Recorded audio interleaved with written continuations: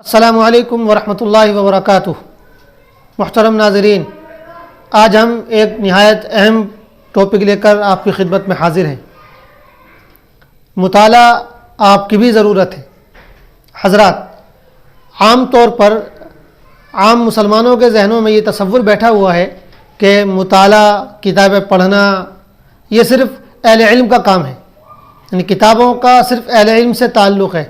جو پڑھنے پڑھانے کی لائن سے جڑے ہوئے ہیں وہی مطالعہ کرتے ہیں اور انہی کو مطالعہ کرنا چاہیے۔ ایک عام مسلمان جس کا بظاہر تعلیمی لائن سے کوئی تعلق نہیں ہے، اس کو مطالعے کی کوئی خاص ضرورت نہیں ہے۔ حالانکہ یہ بہت بڑی بھول ہے، بہت غلط تصور ہے۔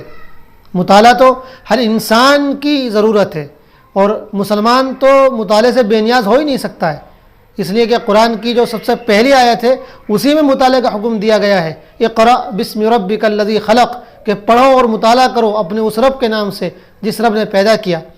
تو قرآن میں پہلی جو آیت نازل کی گئی اس کا تعلق ہی مطالعے سے ہے، تو اس لیے ایک مسلمان تو کبھی بھی مطالعے سے بے نیاز نہیں ہو سکتا ہے۔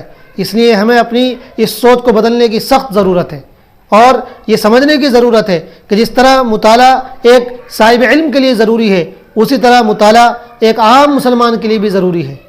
اس لیے کہ مطالعے کے بہت سے فائدے ہیں۔ مطالعے سے سوچ بلند ہوتی ہے، مطالعے سے انسان کی زندگی کا معیار اچھا ہوتا ہے، مطالعے سے انسان دنیا کے بارے میں، خدا کے بارے میں، کائنات کے بارے میں اور لوگوں کے بارے میں بہت ساری ضروری واقفیت حاصل کرتا ہے جو اس کی زندگی میں اس کے بہت کام آتی ہے۔ تو غرض مطالعہ جس طرح ایک صاحب علم کی ضرورت ہے اسی طرح ایک عام مسلمان کی بھی ضرورت ہے۔ اب یہ رمضان کا مبارک مہینہ آ رہا ہے، اس لیے اگر اب تک ہم نے مطالعہ نہیں کیا ہے اور اب تک مطالعے کو اپنا معمول نہیں بنایا ہے تو اس مہینے میں ہم اس چیز کو اپنا معمول بنانے کی کوشش کریں اور مطالعے کی عادت ڈالنے کی کوشش کریں، اس لیے کہ عام دنوں کے مقابلے میں رمضان میں پھر بھی ہم اپنا معمول آسانی کے ساتھ بنا سکتے ہیں۔ عام دنوں میں ہمیں شکایت ہوتی ہے کہ ہمارے پاس وقت نہیں ہے، ٹائم نہیں ملتا ہے، مطالعہ کیسے کریں؟ لیکن رمضان کے اس ایک مہینے کے اندر ہمارا کچھ شیڈیول اس طرح کا بن جاتا ہے کہ اگر ہم چاہیں تو آدھا ایک گھنٹہ بہت آسانی کے ساتھ مطالعے کے لیے نکال سکتے ہیں۔ سحری کھانے جب ہم اٹھیں اس وقت جو سحری اور فجر کے درمیان کا وقت ہوتا ہے اس میں جس طرح ہم تہجد پڑھتے ہیں، دیگر ذکر و اذکار کے کام کرتے ہیں، ہم تھوڑی دیر مطالعہ بھی کر سکتے ہیں۔ اسی طرح ہم تراویح پڑھنے کے بعد جب بستر پر سونے جائیں اس وقت بھی کچھ دیر 10-5 منٹ مطالعے کے لیے فارغ کر سکتے ہیں۔ اسی طرح ہم دن میں بھی تھوڑا وقت ضرور نکال سکتے ہیں اور مطالعے کا سلسلہ جاری رکھ سکتے ہیں۔ مطالعہ کس چیز کا کریں؟ دیکھیے، سب سے پہلے تو ہر انسان کو قرآن کا مطالعہ کرنا چاہیے، یعنی اگر عربی زبان نہیں بھی آتی ہے تو کسی تفسیر کی مدد سے، ترجمے کی مدد سے قرآن کے مطالعے کی عادت ڈالیے، قرآن سمجھ کر پڑھنے کی کوشش کیجیے۔ اسی طرح کسی حدیث کی اچھی کتاب کو لے کر اس کا مطالعہ کیجیے جس میں اس کا ترجمہ اور تشریح پیش کی گئی ہو، اور اس کے بعد پھر حضور پاک علیہ الصلوۃ والسلام کی سیرت، صحابہ اکرام کی زندگی کو پڑھیے اور اللہ والوں کی زندگی کو پڑھیے، اور دیگر اس طرح کے جو موضوعات ہیں جو آپ کے کام آ سکتے ہیں ان کا مطالعہ کیجیے۔